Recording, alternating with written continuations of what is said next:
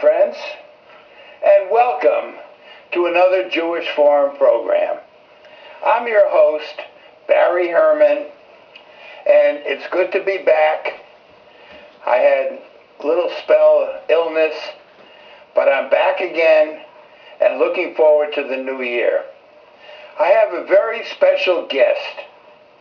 Her name is Meri Harary Fleischman, and she was on my program once before. She is a very creative, energetic, wonderful, wonderful person. She writes the most beautiful poetry, and she's going to talk about her poetry tonight. Welcome, Meri. Thank you. It's good to see you. Nice to see you too. You want to tell our viewing audience a little about your background, your education, your family, and special interests? Okay. I have 4 children, and I'm married. You have 4 children? Yeah, I've been married for about a little over 10 years. Tell us their names and ages. Okay. Micah is 8, Davia is 7, Shoshana is 6, and Ilana just turned 4. God bless you. You got 4 little ones. And okay. I have a degree in English from University of Hartford. And your husband, Wayne? Yeah, my husband, Wayne, sorry. And I have a degree in English and a master's in special ed, and now I'm getting a Master of Fine Arts in Poetry Writing from Southern. You're getting a master's in poetry? Yeah. I understand. That's a very tough program to get into. It is. I think they accept about 6 poets a year. And they accepted you? Yeah. So. I knew you were good. Yeah, thank you. And that's proof. Thank you. If you were accepted into this program. It's a great program. Yeah, then I understand you won a poetry prize recently. Mm-hmm. Will you tell our viewing audience about it, please? Yeah, I took 1 class so far, poetry workshop, and our teacher urged us to all enter a contest. The 4 state universities published something called the Connecticut Journal of write poetry and fiction and essays, and there are 2 poetry prizes, and you can only win 1.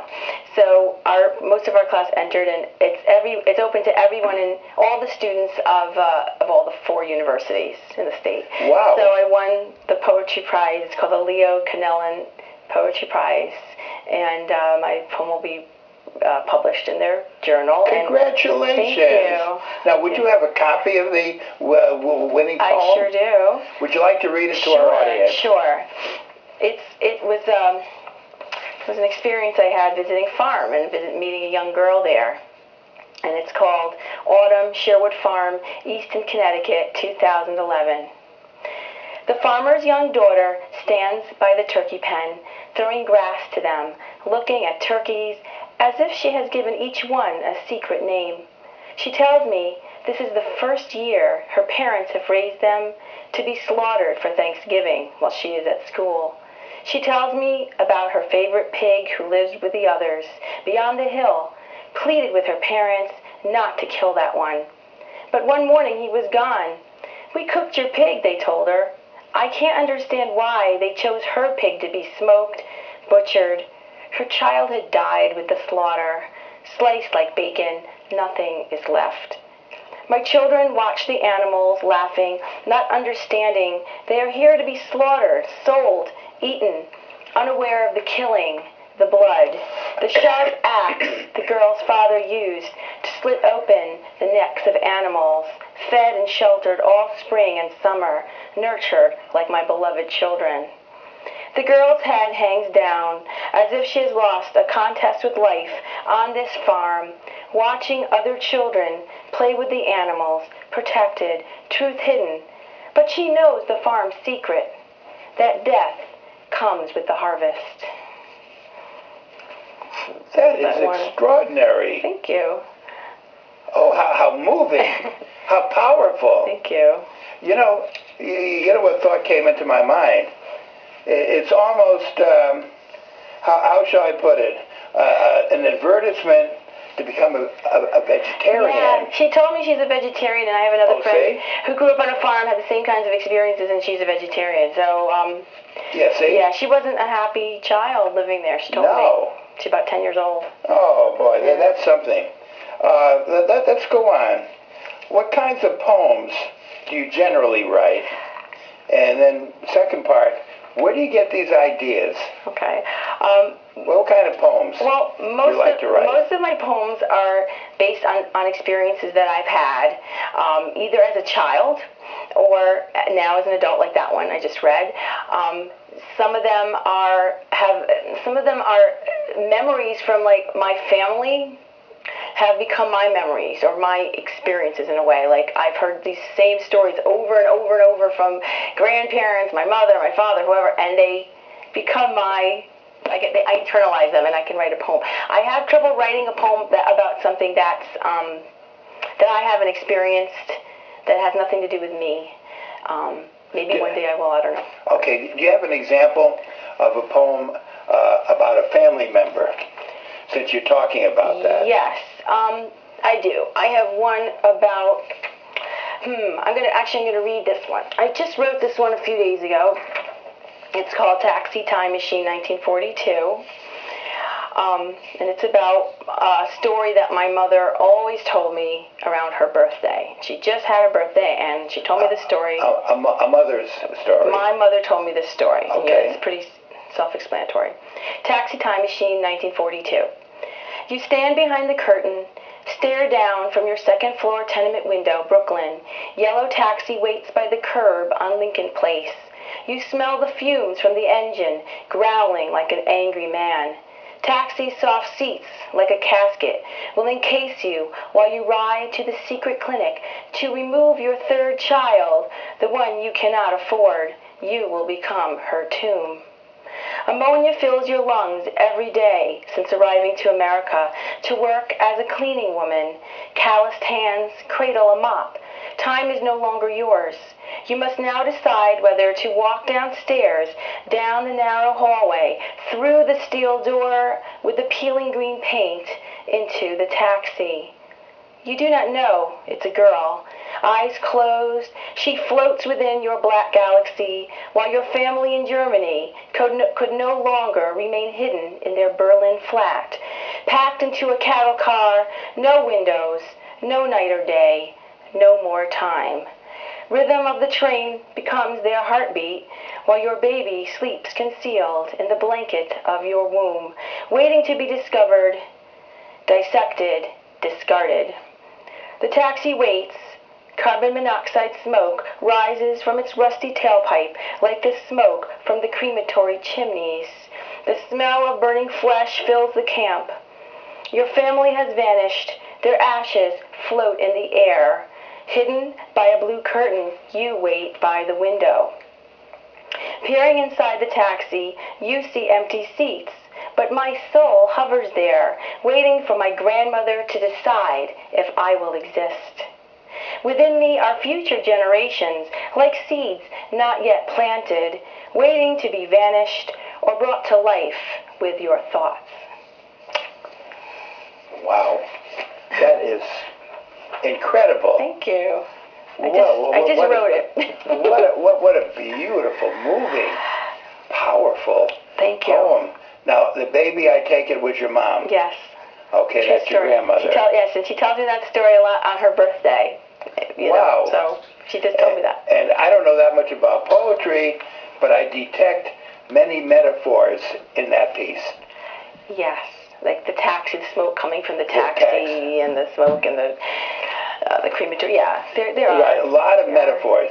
Speaking of metaphors, do you want to tell our viewing audience an example of some metaphors? Sure. Or if you have a poem, another poem. Sure, I do. I just want to say I learned a lot. This past one semester, I learned a lot about writing poetry, and one of the things, before I talk about metaphor, I learned about revision. I learned about you think you have a wonderful poem, and maybe it is wonderful in some ways, but there's always so much room for improvement. There's, maybe it's too wordy or too long, right, and you have to cut things, which is painful, or maybe there's not enough details. There's always something to change. And I learned that, and also I learned, very importantly, is metaphor. And I would write a poem about a tree, or an animal, or a flower, or something, or a house. And my teacher would say, this is a good poem. I even wrote one about a utility pole, actually. And she said, this is a great poem. It's really good, but there should be a metaphor in this. There could be more to it. And I'm like, what does that really mean? Metaphor? I don't even know. So You got an example? Yeah. Okay. Well, what a metaphor is it's a comparison that shows how two things are not really alike at all, but they are alike in one important way. And I have another one. I have another one that's also about the Holocaust. I guess I can do that one. Yeah. Okay. You may have to cut it a little bit. Is that the one right there? Looks kind of long. No, they're all about. Okay, go ahead. That's okay. So I can't cut my poem. Okay. That's it. That's how it is. This one is a metaphor, and it's about a tree that my mother planted in memory of her aunt who died in the Holocaust. Baja's tree. Tangled in wires, the tree grew too tall for life on a city street. As if longing to escape, it tried to reach the sky like Baja's ashes, blown like dried leaves in winter, hidden underneath the first frost, crisp like glass. You planted this tree in her memory, your Aunt Baja, the one you resemble. She looks down at you from her photograph, hanging in your living room, floating on the wall. She hid in a friend's attic for months, hidden from her life, but not from death, forced to board a cattle car at gunpoint. Arriving at Auschwitz, a soldier examines her for a moment, points to the right, to the shower, he tells her. She looks down as she walks. The last thing she sees are the gray stones in the ground under her feet, each one like a mountain. When the tree grew around the wires, you paid a man to cut it down. Baja's tree was cut off from time by a chainsaw, grinding it to a stump, smooth, exposed, dead. The stump remains in front of your house like a time machine, its rings no longer hidden. Largest ring shows when time stopped, smallest ring shows when time began. This is Baja's tree, you told me, touching its smooth sapling skin. The tree could not escape, held down by the earth, teased by sunlight. The taller it grew, the more entangled it became.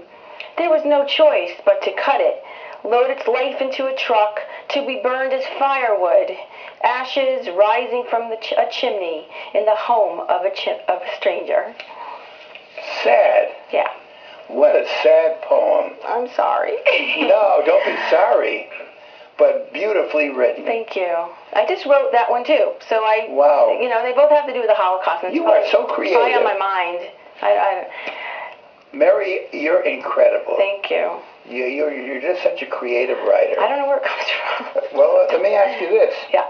How do you get inspired to write poetry? Well, what inspires you? Well, sometimes I see something like that poem I saw in front of my mother's house. I saw a stump. And I remembered it was a tree my mother planted, and things I see, Okay. I see things, I pass by something and I see it. Sometimes, like I saw a bird, I can read you this, I went to the dry cleaners and there was a bird in there that flew in there. I'd like to hear it. And I said, gee, I'd like to write a poem about this, and it took me a while to think of something, and here it is.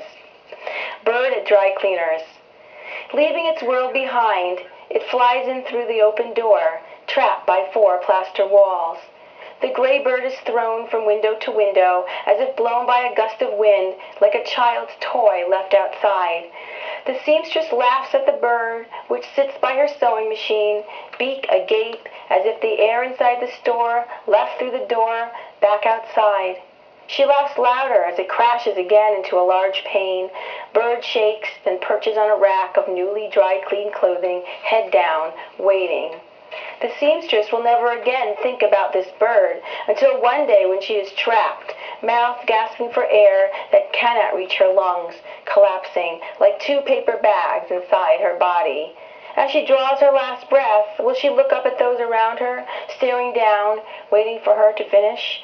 Abandoned by air she can no longer inhale, mouth wide open like a hatchling waiting to be fed, will she think of the gray bird who was trapped in her store, how she laughed so many years before as her soul leaves her body, floating through the door, slightly open?